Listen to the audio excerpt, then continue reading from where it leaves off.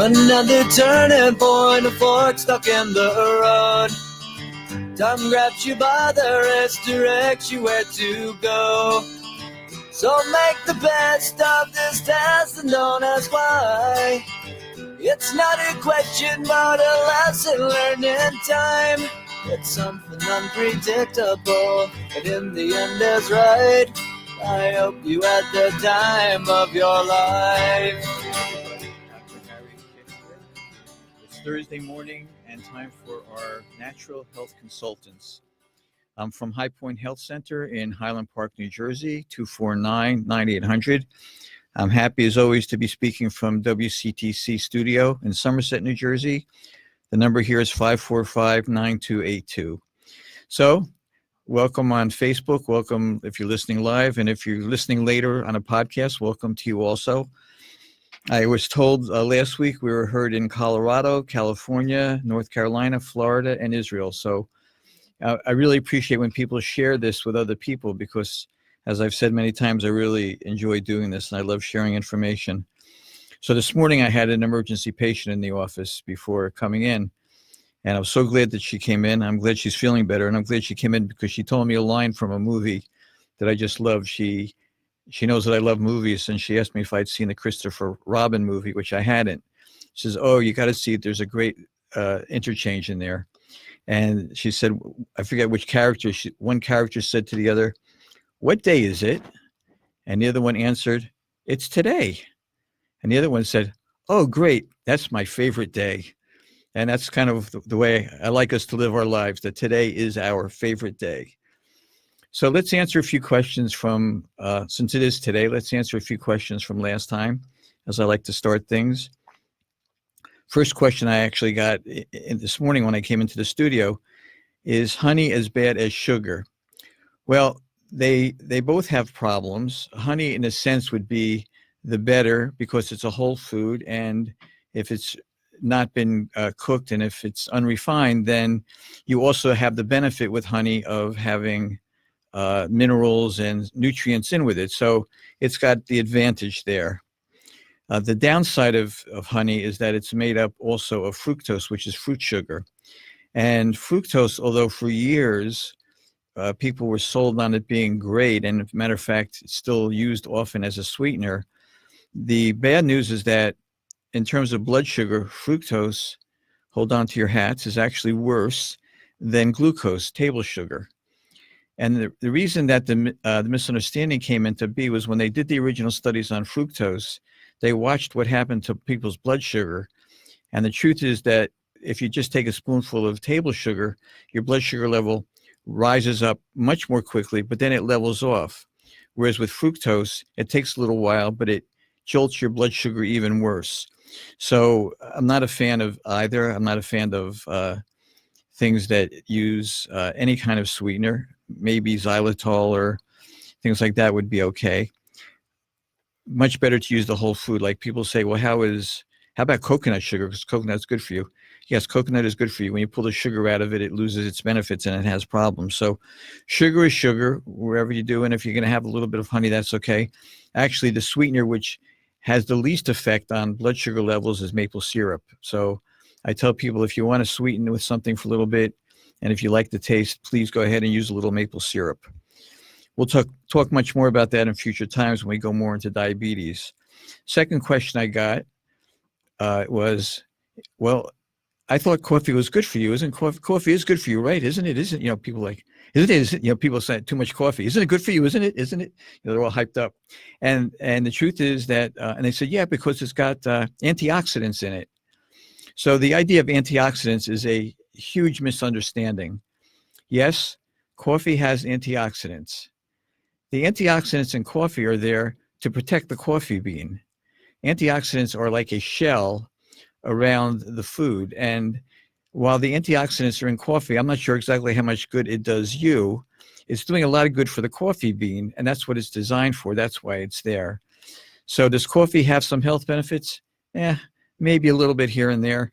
I like a good cup of coffee. If I'm driving 2 o'clock in the morning and I can't stay awake, I'll have a couple sips because I'd much rather have a little coffee than if I don't have time to pull over or whatever. But in general, coffee, although it has something good in it, perhaps it's not for you. It's for the coffee bean.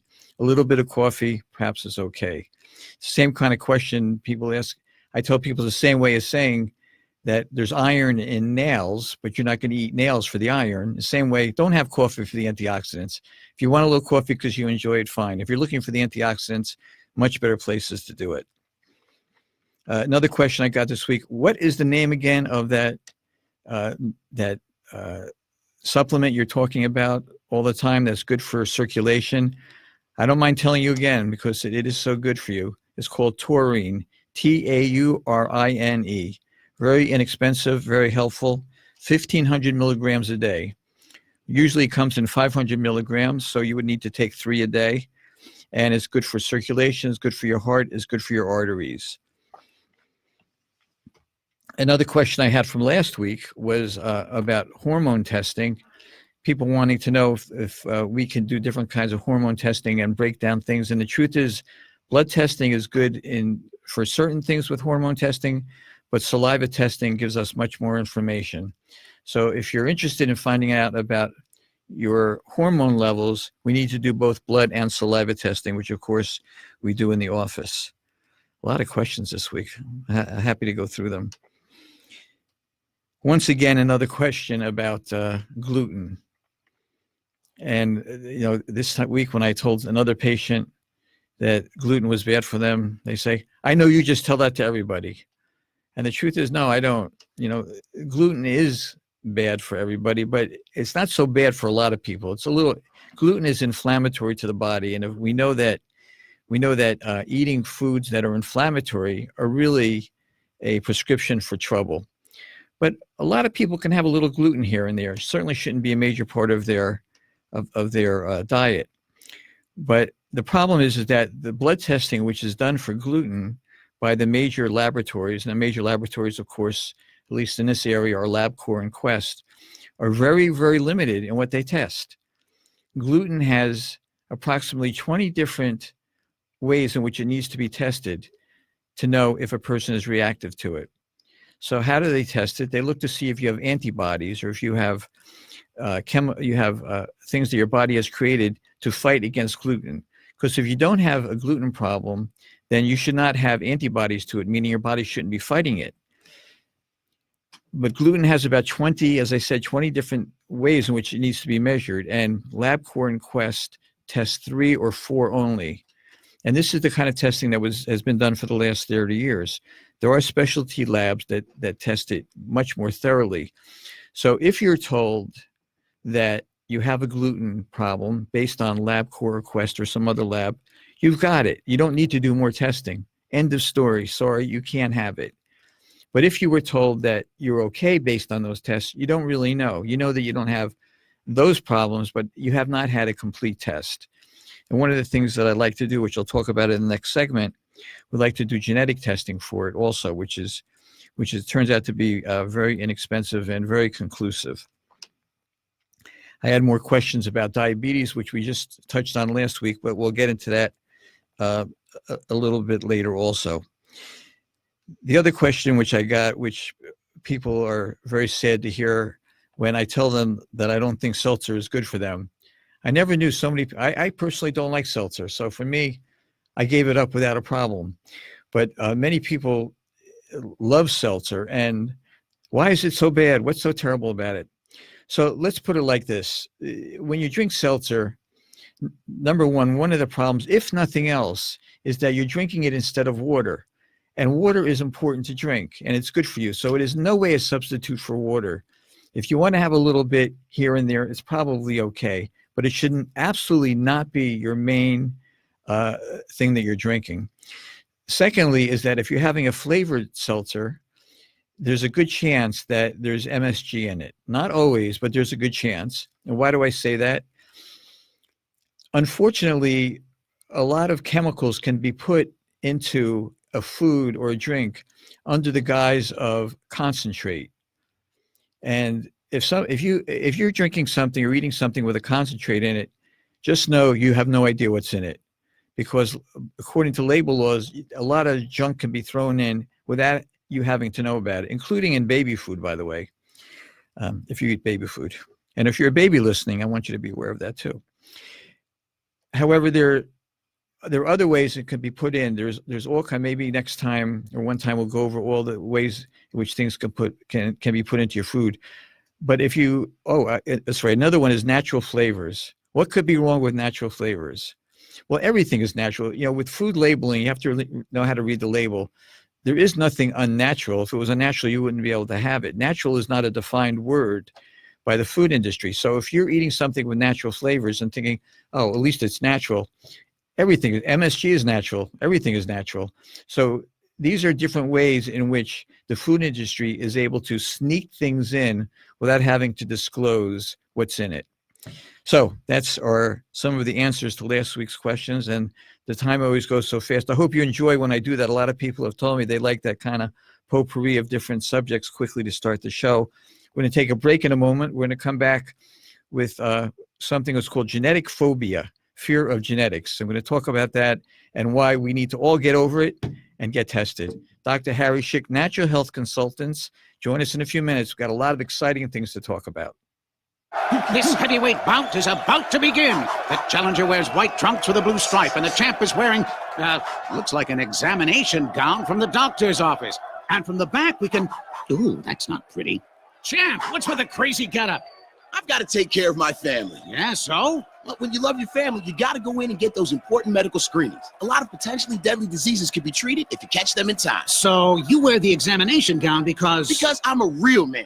Real men take care of their families and get those tests. Real men wear gowns. Okay, champ, good luck. Here we go. The champ's not wasting any time. Oh, it's over. This fight is over. Champ, you barely broke a sweat. Any words for your fans out there? Remember, go to ahrq.gov for a list of the tests they need to get and when to get them. What was that web address again? ahrq.gov. And remember, real men wear gowns. Go to ahrq.gov. This message brought to you by the U.S. Department of Health and Human Services, AHRQ, and the Ad Council. Join New Jersey General Assembly Speaker Craig Coughlin for Speak to the Speaker on WCTC, the second Friday of every month at 9 a.m. Speaker Coughlin discusses issues of critical interest to Central New Jersey, as well as the latest goings-on in Trenton politics and all of New Jersey. Only on 1450 WCTC and WCTCAM.com. Speak to the Speaker is presented by Hackensack Meridian Health JFK Medical Center. Life years ahead.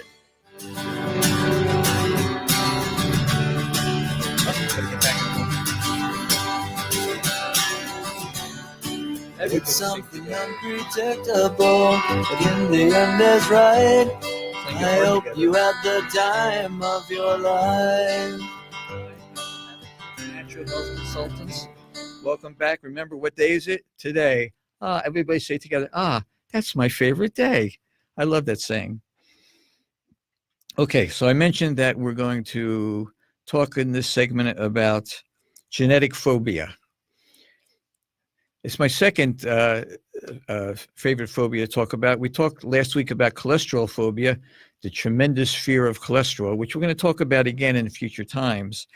But genetic phobia is something that I've just noticed because, I've talked to you about in past weeks that we started doing a lot of genetic testing with people. And understandably, in a way, but I've also been a little bit surprised at how many people, no way, I don't want to do genetic testing because I don't want to know what's coming. And I understand that if you're thinking about genetic testing being the kind of testing where we're going to test your genes and then we're going to find out when your doom is coming, what it's going to be, and when you should get ready to check out of the planet. But that's not really what it is. And the truth is that any genetic problem that you have, which you cannot do anything about and which you're absolutely going to get, you were probably born with, right? So there are genetic conditions that people unfortunately are born with, or fortunately could be a good genetic thing, but we think of it in negative terms.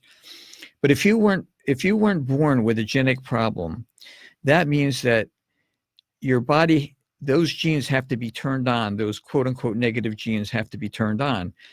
That's a whole field now, which is called epigenetics, meaning you're not born with it. And as long as you do not assault yourself with different kinds of stresses, those genes never have to be turned on.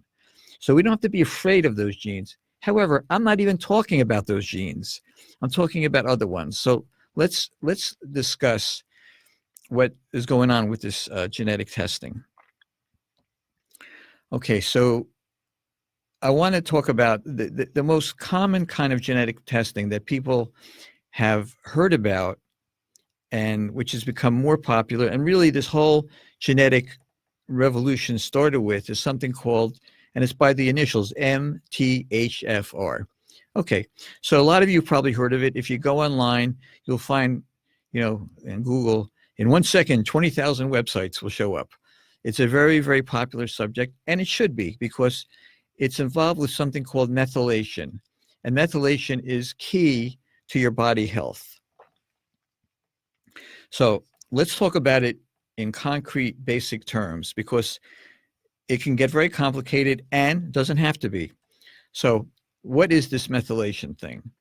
So let's pretend that you've got a good fairy in your body, or you've got a good delivery system or a messenger system that runs around your body head to toe and looks for a reaction that's trying to happen. What would be an example of that? Maybe your brain is trying to make serotonin or dopamine or epinephrine. Maybe your ovaries are trying to make estrogen or progesterone. Maybe your adrenals are trying to make cortisol. Maybe you've had some cells which have broken down and need to be repaired. Excuse me. Maybe you've got, any good thing which your body needs to do, hormone, neurotransmitter, body repair, whatever it is. So this messenger system is roaming around your body, and it looks and it sees, that reaction is trying to go, and it needs a little energy to do it. So I'm going to drop a little energy bomb next to it, which is called a methyl group. METHYL. You don't have to know the name. You just have to know that there are these circulating things around your body which are trying to activate your body to do all these wonderful things for you. And those are called methyl groups, which is where the M and the MTHFR comes from, methylation. So, and this is a natural process. Your body does it. The way I know that your body is doing it, because if your body wasn't doing it, you wouldn't be here listening to me. But it's not enough that it's just happening. We want it to happen efficiently, 100%, as much as we can. So there's a genetic test, which was the first one of this whole group that became very popular, to see if your body methylates well. It's a simple test, and you can even do it through blood work, although we like to do it through saliva because we get so much more information that way. And if you knew a little bit about it or heard about it, then you would have heard that you're given certain B vitamins if you have the problem, and so forth. Okay, so with the new genetic testing that we have, we go beyond that. So let's go back to talking more about that little messenger that goes around your body, dropping these good methyl groups all over your body. It's in a garage, and it's being filled up with methyl groups that it wants to drop around. And before it can leave the garage, it has to do two things. Okay, you with me? It's got a car filled with methyl groups, and before it can leave the garage, it's got two jobs to do before it can go leave the garage and run all over your body. It has to make two things. One is called choline, and one is called creatinine. Those are two natural substances that your body needs. So why does the car stop and do those things first? Why can't it leave the garage before doing that? Because making those two things are the most important things it does, right? It's beautiful. You have to sometimes sit back and go, what an incredible system. Good thing we don't have to think about it. It happens automatically and autonomically, because if we had to think about it, we'd be in big trouble. Who can remember to do all this stuff? So before it leaves the garage, it has to make these two things. Good. Next step. There is part of the genetic testing we do is to find out if your body is efficient in making them. So if you have a problem, not like the MTHFR, which means you can't make the methyl groups in the first place, we're skipping past that. We're going to the next step. Okay, you've got the methyl groups, and now before the car can leave the garage, it needs to make choline and creatinine.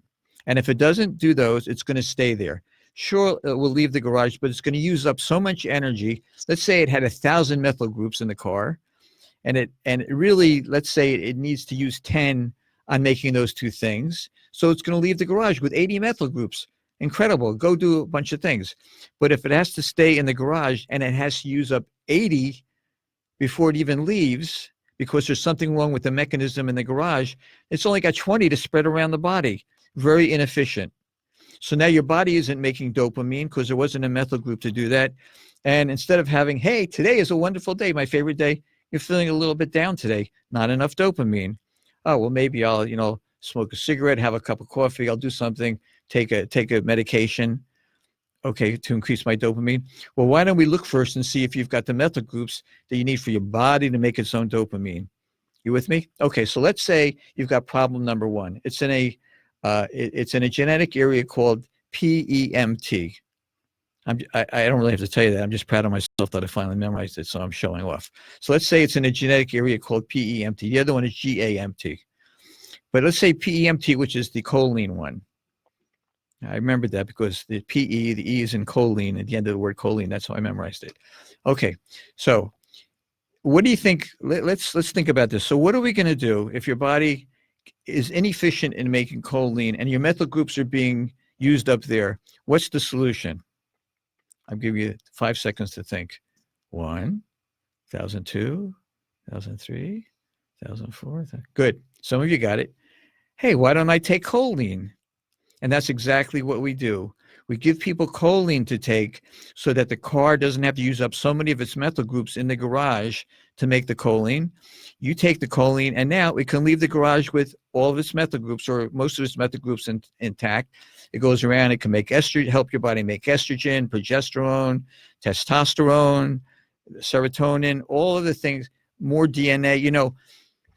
Body repair, we take for granted a little bit that the cells of our body, except for the cells of our nervous system for the most part, these are all new cells. Your cells are constantly being broken down and repaired with new cells. Sometimes we have to break them down. I cut my finger today, so I had to make, it's okay, I'm okay, don't worry about it.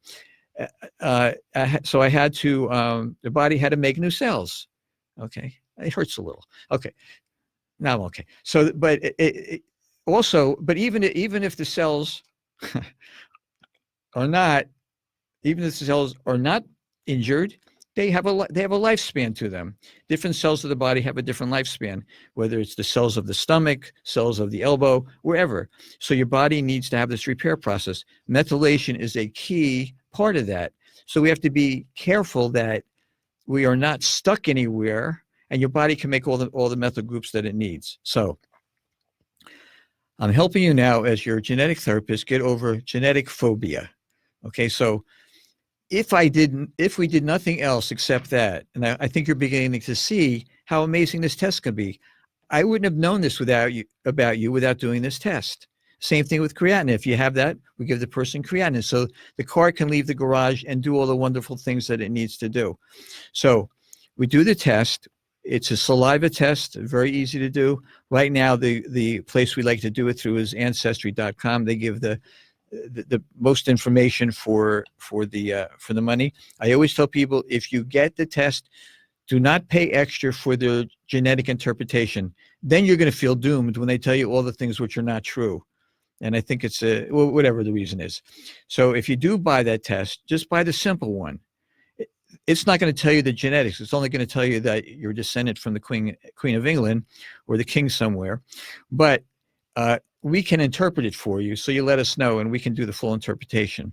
So I hope that helps a little bit. Hope it gets you encouraged about doing this testing, because it is absolutely wonderful. And as you can see, I'm very excited about it. We've been doing it for a while now.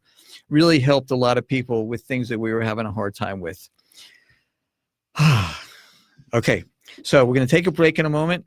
Please stick around for our third segment and stick with me. And if you have any questions, you can Facebook me, or you can call in, or you can just wait and talk to me during the week like a lot of you do. Dr. Harry Schick, Natural Health Consultants. I'll see you in a minute or so. Hang in there.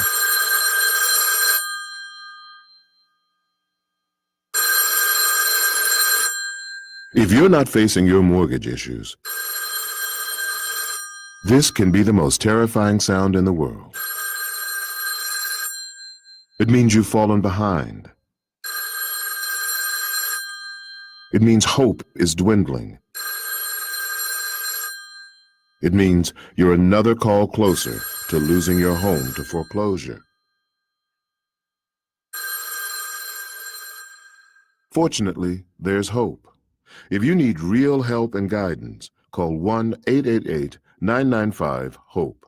That's 1-888-995-4673. Because nothing is worse than doing nothing. Brought to you by NHS of New York City, Brand New Day, RUPCO, MHA of Southwestern Connecticut, NeighborWorks, and the Ad Council. The new Talk Radio 1450 WCTC, the voice of Central Jersey.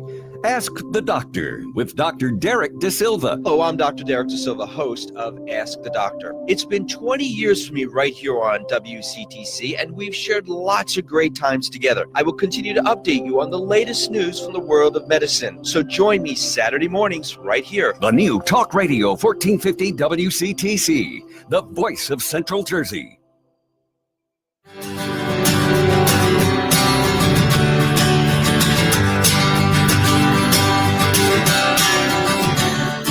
It's something unpredictable, but in the end is right. I hope you had the time of your life. Okay.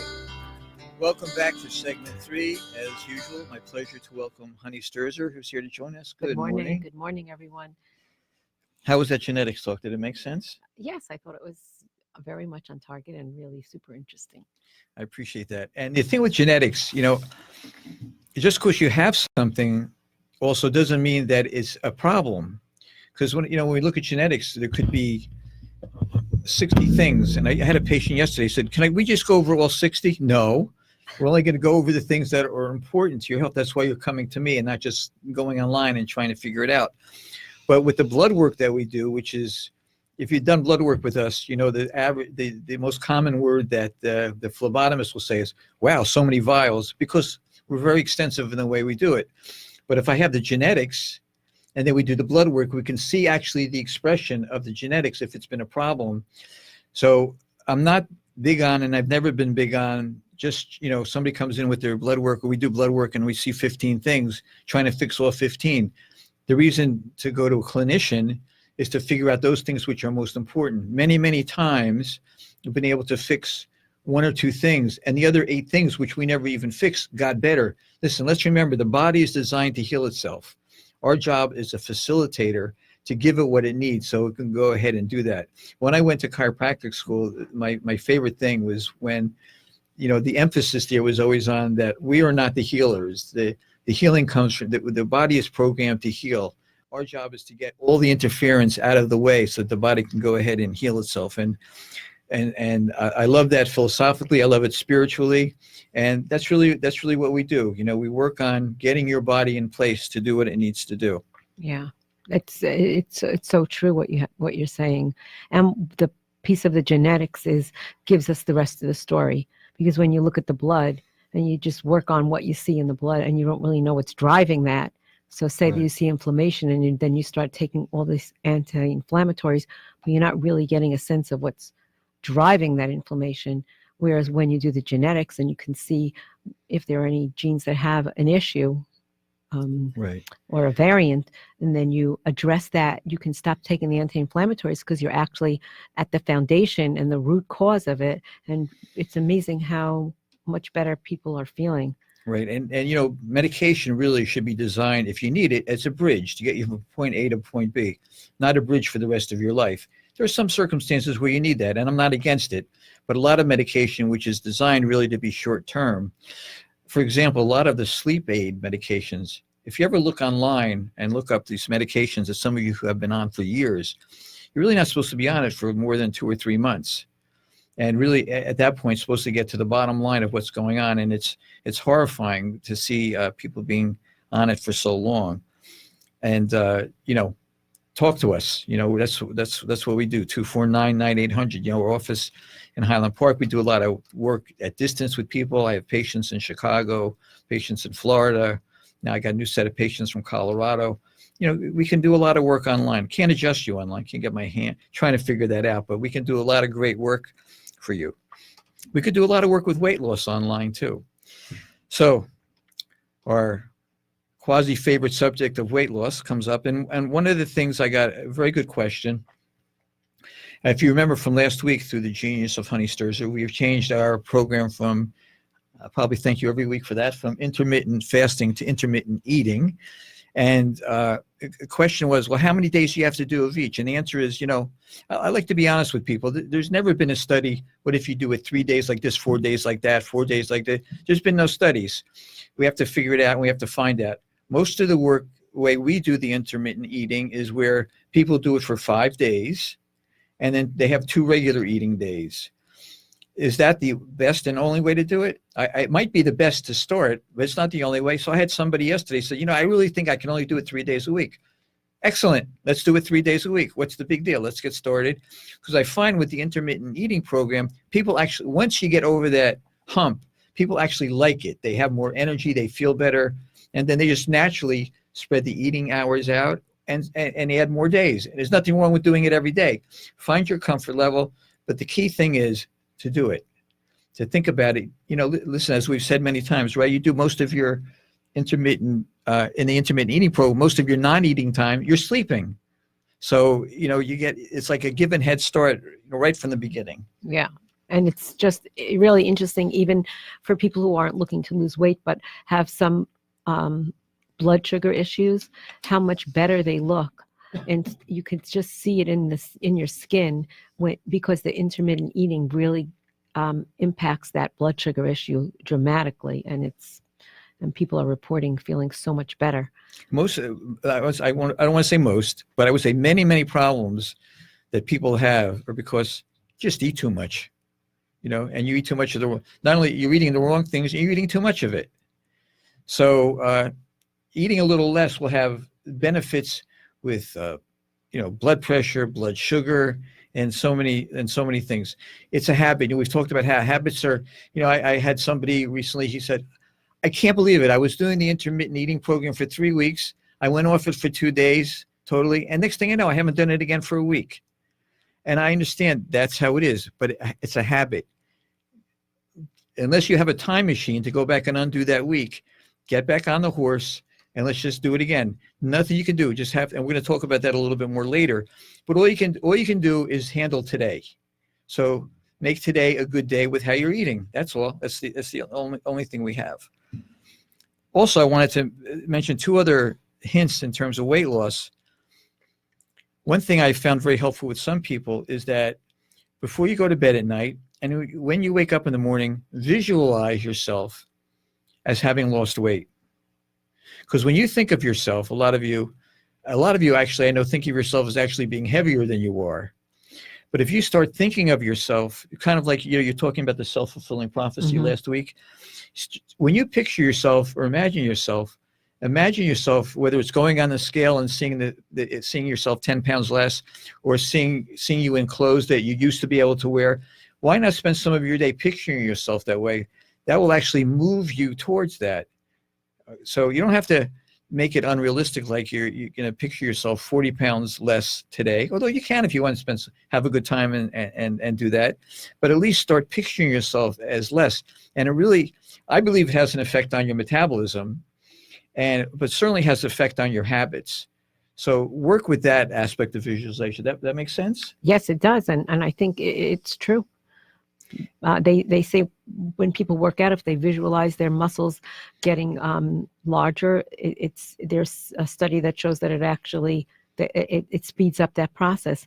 When I was just also kind of thinking about the genetic piece in terms of weight loss, and if we take a look at your genetic makeup, we can see where you might have variants that might be causing you not to lose the weight the way you would like to, or to be a person that no matter how little you eat, it seems like you gain weight, whereas other people might be eating that amount and being stable or losing weight. And so if we can figure out that piece, there are supplementation that we can look at to help support this whole process. And that's why just looking at blood work, or just looking at a diet, or just doing one piece of that puzzle is not nearly as effective as doing the whole combination. Yeah, in the genetics, right? We saw that there are some people who burn certain types of foods better. But that doesn't mean you should wait till you do your genetics with us to start the program. Start now. It's fine. It will be fine for you. I use that mostly with people who get stuck. And the truth is, if people do this, people can really get going right away and have a tremendous start to the program. The other thing I find also is how you view yourself. So I had somebody who had a really hard time with desserts. Shocking, right? There are people actually like that. So I told them that what I wanted them to do is to say over and over to themselves the following: I'm somebody who doesn't eat dessert. And they just started saying that. And it really made a big difference to them. So when they were offered dessert, what's the first thing that went into their mind? No, in the past, it would have been, I hope I can get away with just 1 or 2 pieces. The first thing in their mind was, I'm somebody who doesn't eat dessert. And it wasn't foolproof, but it helped, because if you're eating dessert, you know why you're eating it? It's because you think you're somebody who eats desserts. That's it. You think you are a person who eats desserts. If you get in your brain that you're somebody who doesn't eat dessert, you know what's going to happen? You're not going to have them, because you change your thought process about who you are. So now you're thinking of yourself as slimmer. You're thinking of yourself as somebody who for X hours a day doesn't eat because you're doing intermittent eating. You're thinking of yourself as somebody who doesn't eat desserts. You're thinking of yourself somebody who exercises the way we told you. What do you think is going to happen? You're going to start doing that. Now, contrast that with yourself thinking of somebody, I can't do it. I need a couple of desserts. This intermittent eating is too much for me. I can't exercise. I don't have the time. So what do you think is going to happen to you? Just what's been happening to most of you. So change your thought process. Again, what I love about changing thought process, how much does it cost? A big fat zero. So you're thinking about yourself anyway. Listen, you are telling yourself things anyway. So why not be your own friend? Change yourself to thinking of yourself in a good way. Please, listen, do it for one day. Do it for 1 hour. I told a story weeks ago about the 1 hour drive I had, or half-hour drive from Princeton to New Brunswick, how I had this different image of myself as somebody. I walked out of the car, I felt totally different. And I like to do that sometimes. Think of yourself differently. Be your friend in this endeavor to be healthy and to have a fun life. Think of yourself that way. Good plan. So you do that, and then you couple it, right? You couple it with the eating. Yeah. And you got a good chance for success. And I think that we often have this image of ourselves because we'll eat the dessert, or that we're actually not taking care of ourselves. So even layering it with, I'm a healthy person and I do things for myself to keep myself healthy. Right. If you start with that, it sort of sets the tone that you're the person who always wants to eat dessert. Well, you know what? I'm not that. I don't do those things. Like, I don't go to the gym. I know these kind of people that do that, go to the gym, but I'm not one of those. But just say to yourself, I'm healthy and I do the kinds of things that keep me healthy. I had a patient, again, somebody I never met. She only lives down the shore, but she can never get to me. So I've been doing weight loss with her. So I finally got her to do the weight loss program. She's not somebody who had to cut down or change her exercise. She had been doing nothing. So I finally got her convinced to just do the stair running twice a day, 15 seconds twice a day to get her metabolism going. So basically she was exercising 4 minutes a week. Her first comment to me when she emailed me was, wow, I am really out of shape. But the second comment was, it really has started making a change in her metabolism. And she saw that, listen, this week she lost a pound, but every other week she'd been gaining a pound or two. So it's not about, you don't have to take big bites, pun intended. You can take small bites. And remember, chew your food. The other thing we talked about is that you have a certain amount of time you're going to eat. If you chew your food, you'll taste it. You may find out that some of the food you've been eating you don't actually really like. So chew your food well and taste it before swallowing. Okay, weight loss. I like to think of it as what we're doing is we're getting healthy, and weight loss is our side effect. Exactly. Just focus on being healthy. Focus on being healthy.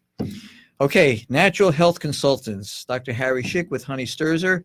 Our office is in Highland Park, 249-9800. We'll be back with our final segment after the break. Please stay with us, and thanks for joining. Sleepless nights, plenty of sleepless nights. Waking up in the middle of the night, can't go back to sleep. Like when I first came back, it was kind of weird because like when I would be driving and a traffic light would go out or a light in the road would go out, that would kind of make me nervous. Because I'm thinking that at any second now something's going to explode. I mean, death, destruction. I mean, that's something that stay with you, and it surfaces. Normal reactions to an abnormal experience. Military life and combat trauma can have a lasting effect on your mental health. If you or a family member are having trouble coping, remember you're not alone. It takes courage to ask for help. An anonymous self-assessment is available online and by phone. Take the first step to healing. Visit militarymentalhealth.org or call 877-877-3647. The new Talk Radio 1450 WCTC, the voice of Central Jersey. The Garden Show with Peggy Ballister Howells. Hi, I'm Peggy Ballister Howells, host of The Garden Show. Whether it's planting seeds in the spring, battling summer insects, planting fall bulbs, or tending houseplants throughout the winter, there's always a way to play in the dirt. Share your garden adventures with us Sunday mornings from 8 to 10. The new Talk Radio 1450 WCTC, the voice of Central Jersey.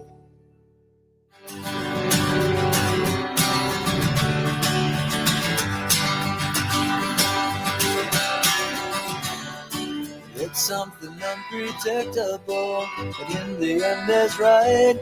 I hope you had the time of your life. Welcome back for segment number 4. Dr. Harry Schick with Honey Sturzer. You may have noticed I have a little cough this morning, and no, I don't take cough suppressants even for the hour of the show. The cough is the body's natural effort to get rid of some toxins, and I don't want to shove them in. I want them to come out. Sorry if it's been a little disruptive, but that's the way I live my life. Not being disruptive, but maybe a little bit. But coughing as if it's there. So a little bit about stress reduction and health in general. So I was thinking about a big issue with stress is obviously our emotions. Right? How we handle our emotions and what we do with our emotions. And what I love about the word emotion is what is in that word, motion, right? Emotion. That came in, it's nothing to do with email.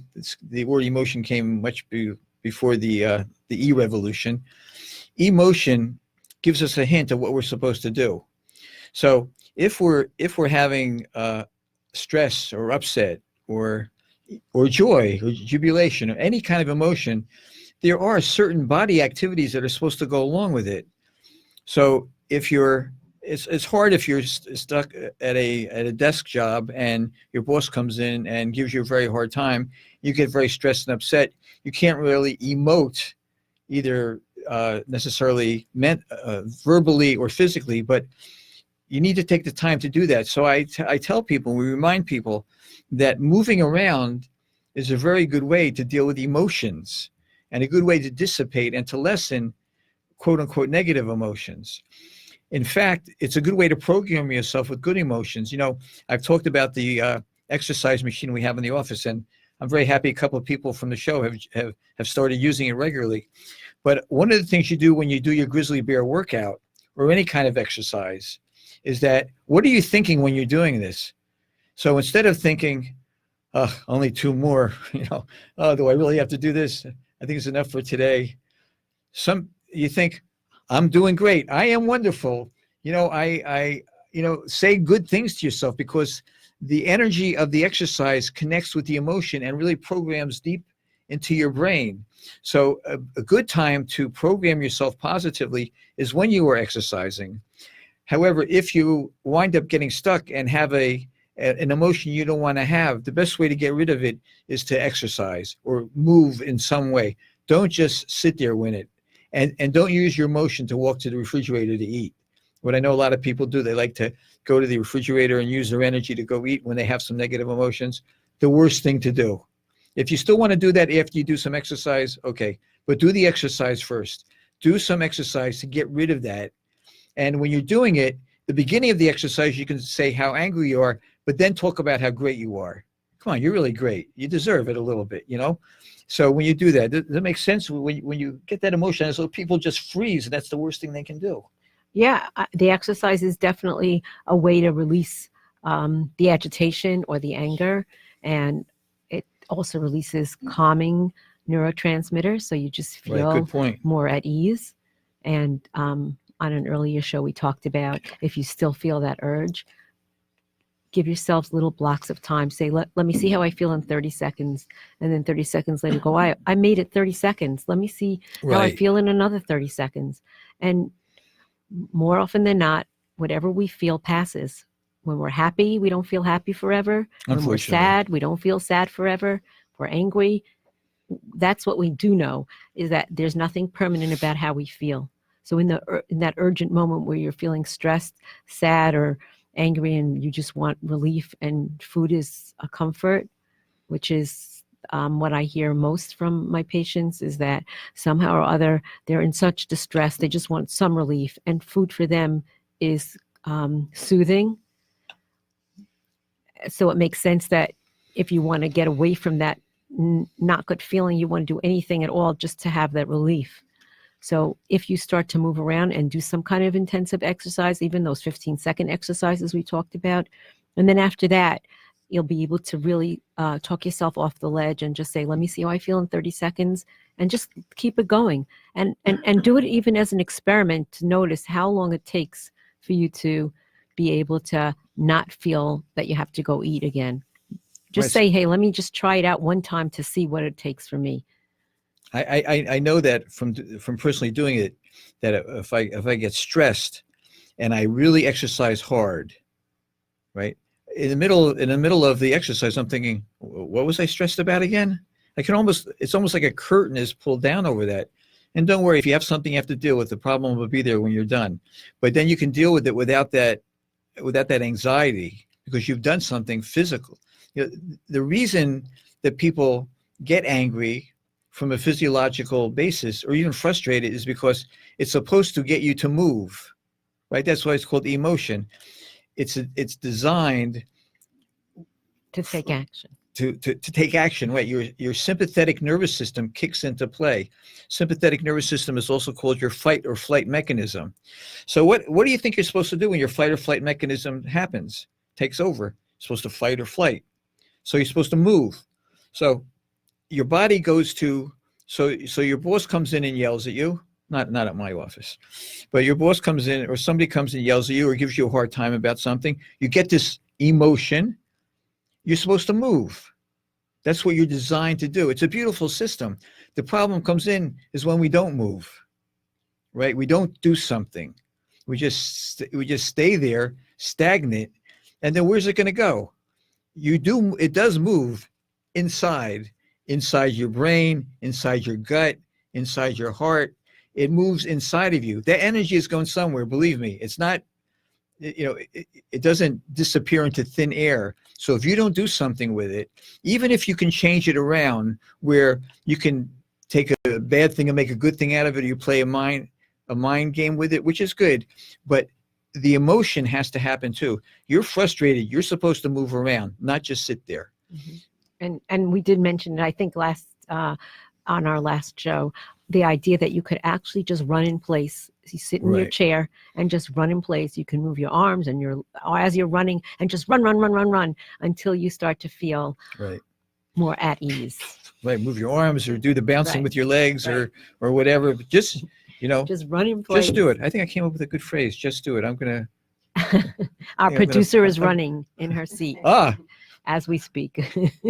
here she is. Right. Not that she's frustrated. She's so happy with the show that she's just showing us how happy she is.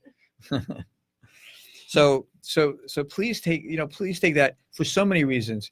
Also, it's helpful in terms of weight loss. If you just sit there with your emotions and don't do anything, what hormone is made?